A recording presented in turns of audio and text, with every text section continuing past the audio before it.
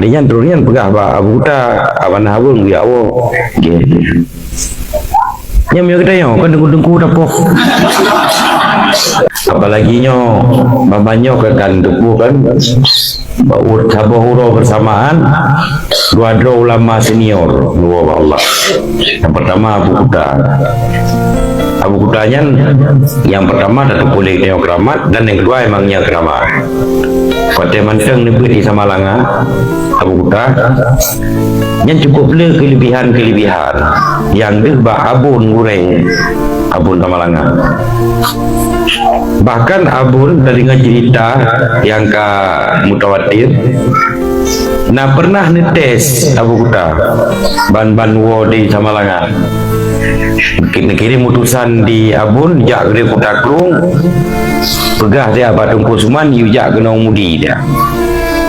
kagak Abu Kuda dari Hulegli jauh jak dapat matayan jak dapat jak kena mudi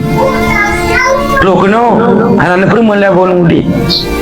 Abu Kuda anak tanya yang bi kepun yujak long kalau dumpu yujak lama-lama anak yang dua peno baki sebab perlu ngan jalan belang aja eno lo kenal mudi abun pula yang kerana ni yunyo kerana berapa natu abun tu Abu Kuda preh putra itu si abun kata ka Abu Kuda hanan yang dikrepi olehnya kenal lain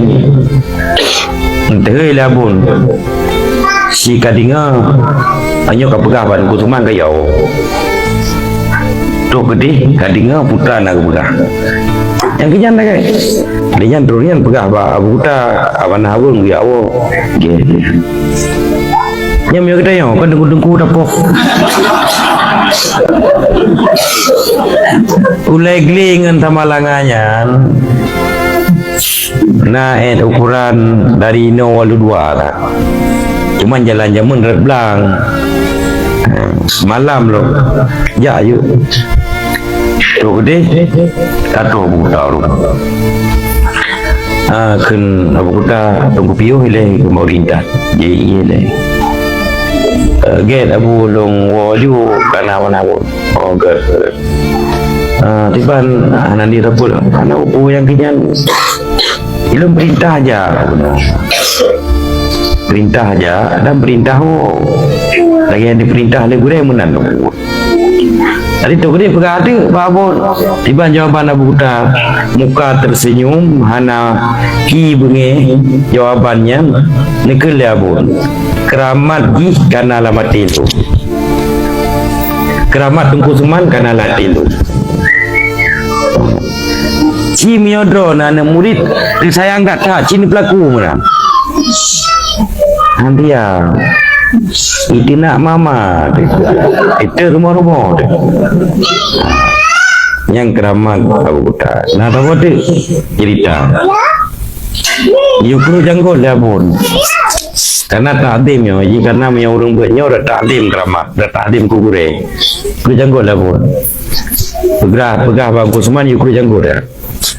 yukru Abu Kuda karena perintah hipio kadi biar darah udah pegah di balik abun dia ada Kusuman dan hipio putar lagi orang hai kuda jenggur pegah hipio deh baru hipio tapi luka apa zaman kurung nganyau kan ngamata silek kayak gini kenangan ngata bagi deh muka ngata yang kurung hana begini nyanban martabat nerempuh oleh Abu Kuda karena takdim yang cukup tinggi luar biasa takdim yang kanwa Allah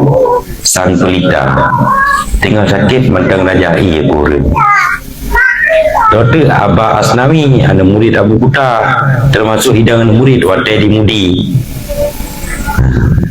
ada Abah Asnawi Abu Mudi Walid Nu ayah Bukhari lega nah lepas itu ulama yang kali pihawai merangkat yang satu letting bahkan satu lokal lagi Abu Banten yang gurek Abu Kuda orang yang lumpur kabuno gurek Abu Banten orang yang di Mudi mendung di Samalanga mendung